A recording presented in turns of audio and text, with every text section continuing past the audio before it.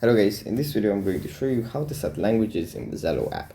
But before that, don't forget to subscribe and leave a comment down below, because at 10,000 subscribers I'm going to show you my whole YouTube revenue statistics and growth strategy. So without further ado, let's just jump right into it. First you have to open up the Zello app. And here it opens up in the context menu. From here we just go into the top right corner, tap on the three dots, then tap on options, then profile.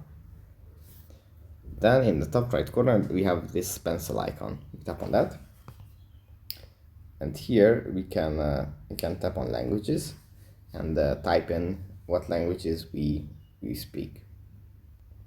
For example, English,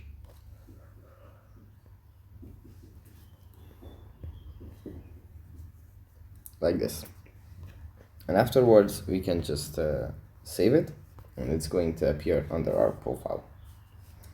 So yeah, that's pretty much it for this video. Hope it was helpful for you guys, and I'll see you in the next one.